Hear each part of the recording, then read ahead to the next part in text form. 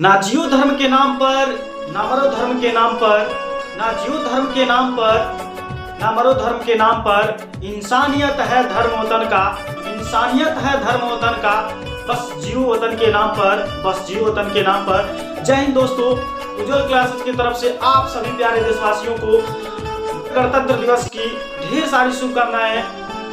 देखिए दोस्तों, तो आज हम लोग इस वीडियो में पढ़ने वाले हैं difference between asexual reproduction and sexual reproduction.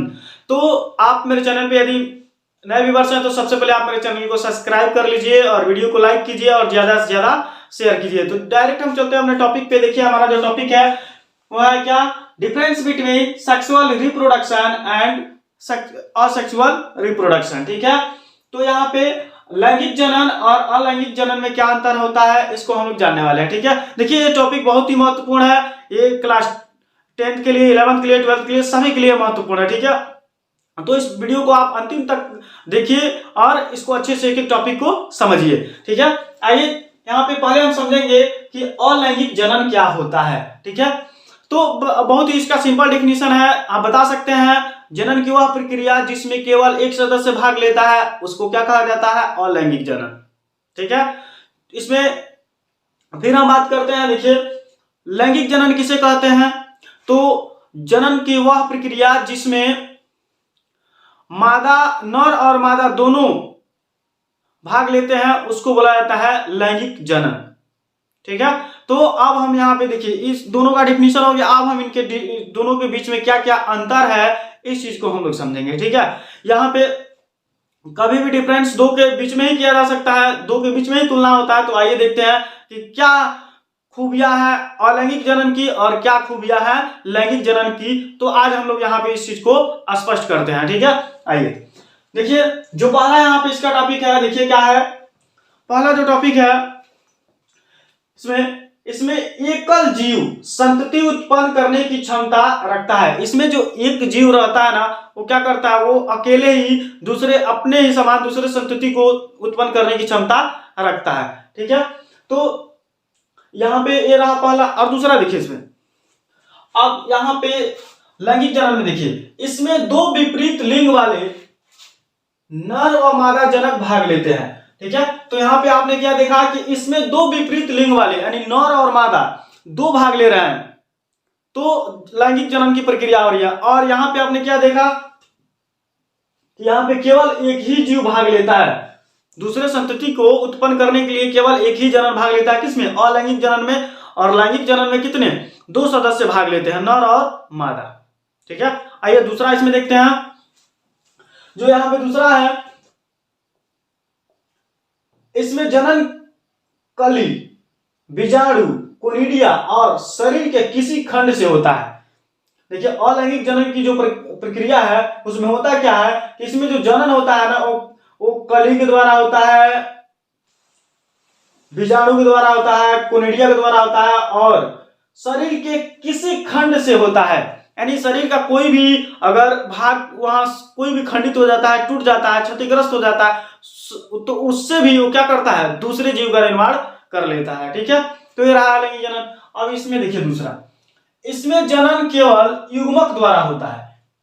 ठीक है, इसमें जनन किसके द्वारा होता है, केवल युग्मक के द्वारा होता है। युग्मक क्या क्या होता है, तो यहाँ पे जो शुक्राणु होता है और अंडाणु होता है, यानी इसके द्वारा इसमें क्या होता है, जनन होता है। ठीक है, देखिए फिर अलैंगिक जनन में तीसरा देखिए यहाँ पे इसमें युग्मनज की प्रक्रिया नहीं होती है, यानी इसमें युग्मनज की प्रक्रिया नहीं होती, इसमें गैमेटोजेनेसिस की प्रक्रिया नहीं होती है, यानी इसमें गैमेट्स का फॉर्मेशन नहीं होता है, यानी इसमें युग्मक का निर्माण नहीं होता है, इसमें कोई शुक्राणु अंडाणु का निर्माण नहीं होता है। अब यहाँ पे देखिए तीसरा लैंगिक जनन में इसमें क्या होता है, युग्मक जनन द्वारा युग्मक यानी शुक्राणु और अंडाणु बनते हैं। इसमें क्या हो रहा है कि इसमें गैमेटोजेनेसिस की प्रक्रिया हो रही है। गैमेटोजेनेसिस क्या होता है, तो उसको बोलते हैं जिसमें शुक्राणु बनता है, यानी वह प्रक्रिया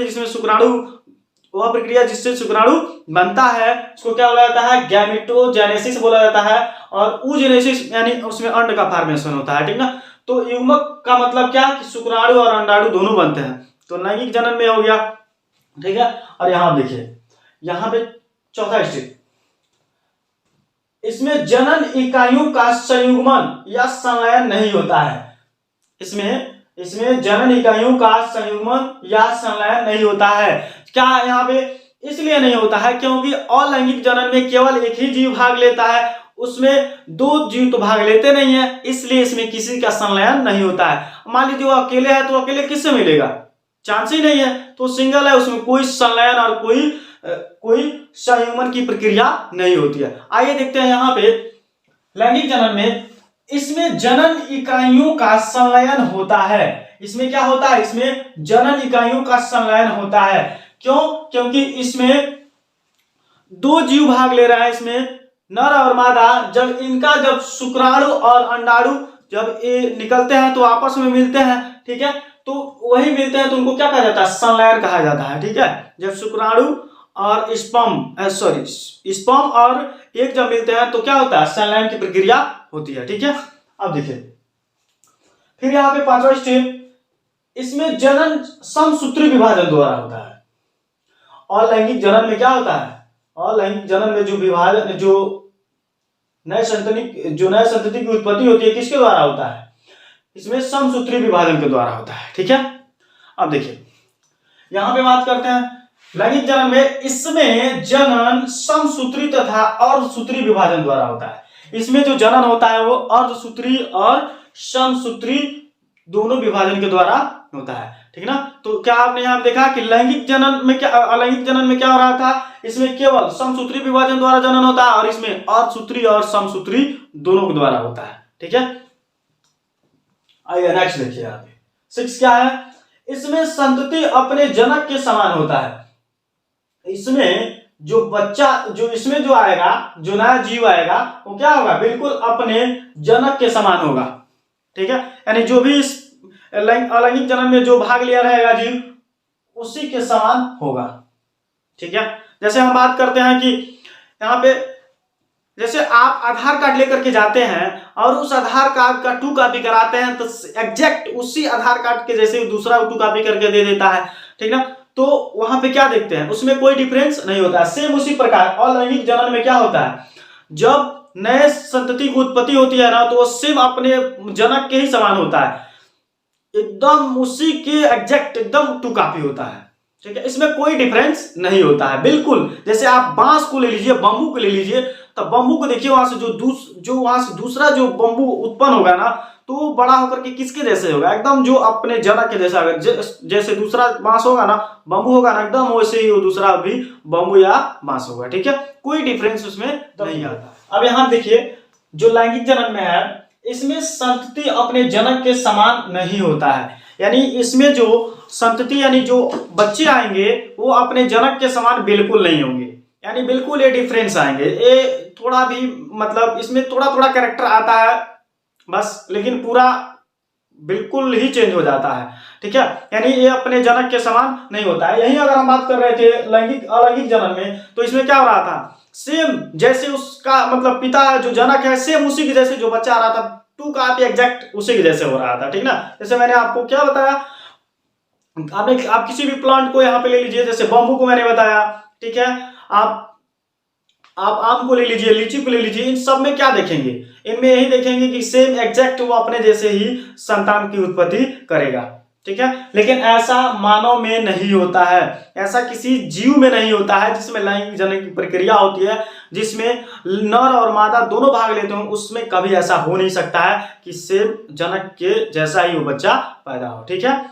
देखिए नेक्स्ट देखिए यहाँ पे, संतति आनुवंशिक रूप से एक दूसरे के समरूप होता है। इसमें जो संतति होगा यानी जो बच्चा होगा, जो आने वाला जो बच्चा होगा इसका, वो क्या होगा, बिल्कुल ये आनुवंशिक रूप से क्या होगा, एक दूसरे के समरूप होगा, यानी एक दूसरे के जैसे होगा। इसमें कोई डिफरेंस नहीं होगा, ठीक है।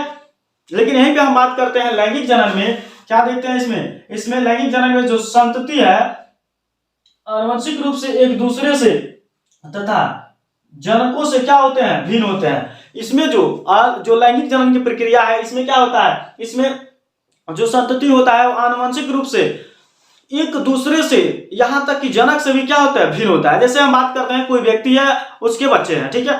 अगर उसके 2 बच्चे हैं तो उन 2 बच्चों में से जो तीसरा बच्चा फिर पैदा होने वाला है, देखिए वो बच्चा उन दोनों बच्चों के समान भी नहीं हो सकता है और नहीं अपने पेरेंट्स के समान हो सकता है। यानी क्या होगा, वो भिन्न होगा आनुवंशिकी रूप से, ठीक है, यानी गुणसूत्रों की वजह से, ठीक है। फिर देखिए यहाँ पे जो नेक्स्ट है यानी अंतिम है, क्या है, यह जनन के लिए अच्छी विधि नहीं होती है।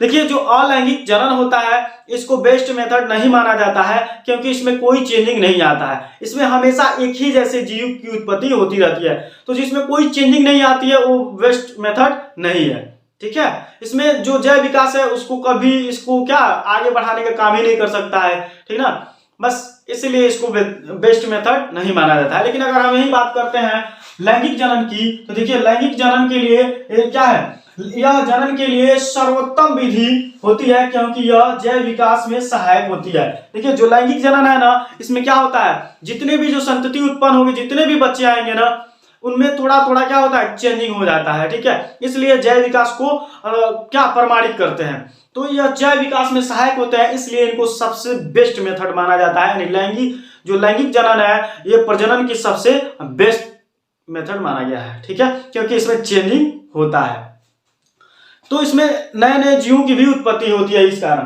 देखिए जैसे हम बात करते हैं यहाँ पे लैंगिक जनन, अलैंगिक जनन में क्या क्या है, तो अलैंगिक जनन में प्लेनेरिया हो गया, शैवाल हो गया, कवक हो गया, हाइड्रा हो गया इत्यादि, ये सब अलैंगिक जनन के उदाहरण है, ठीक है। अब यहाँ देखिए यहाँ पे जो लैंगिक जनन के उदाहरण क्या क्या है, मनुष्य हो गए, जिससे मनुष्य हम लोग आ जाएंगे, जीव यानी जीव जंतु जो क्या होंगे, यहाँ कुत्ता भी आ जाएगा, गाय भैंस बिल्ली जितने भी हैं सब क्या आ जाएंगे, यह लैंगिक जनन के अंतर्गत आ जाएंगे, बहुत सारे जीव हैं, ठीक है ना। और यहाँ पे हम बात करते हैं विभिन्न पादप, यानी कुछ ऐसे पौधे हैं जो लैंगिक जनन को भी जिनमें लैंगिक जनन की प्रक्रिया पाई जाती है, जैसे पुष्पों में, तो उनमें भी क्या आता है, विभिन्नताएं आता है, ठीक है। जैसे मैंने आपको बताया था स्वपरागण और परपरागण में अंतर, ठीक ना, तो वहां पे मैंने बताया था कि स्वपरागण जो होता है वो बेस्ट नहीं होता है, क्यों, क्योंकि वो एक ही जैसे फूल की हमेशा एक ही जैसे फूल का निर्माण करेगा, हमेशा एक ही जैसे फूल उसमें आएंगे। लेकिन अगर बात करते हैं परपरागण की, तो परपरागण में क्या होता है, वहां परपरागण में चेंजिंग होता है, और मतलब पहले जो फूल आया था उससे भी बेहतर जो दूसरा फूल आएगा उससे भी बेहतर होगा, और उससे भी जो अगला फूल आएगा उससे भी बेहतर होगा, उसमें क्या होता है, चेंजिंग होता है, इसलिए उसको बेस्ट माना गया, ठीक ना। इसी प्रकार यहाँ पे लैंगिक और अलैंगिक जनन रहा, ठीक ना। तो यहाँ पे पहले आप इसका स्क्रीनशॉट ले लीजिए,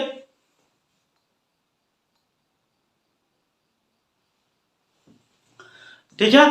तो आज का टॉपिक रहा क्या, लैंगिक जनन और अलैंगिक जनन में क्या अंतर होता है। तो मैं आशा करता हूं कि आप सभी को ये टॉपिक बहुत अच्छे से समझ में आया होगा, और यदि आप मेरे चैनल पे नए व्यूअर्स हैं तो सबसे पहले आप मेरे चैनल को सब्सक्राइब कीजिए और वीडियो को लाइक कीजिए और बेल आइकन को दबाना बिल्कुल ना भूलिए, जिससे कि मेरा जो भी नेक्स्ट वीडियो है उसका नोटिफिकेशन सबसे पहले आपको प्राप्त हो।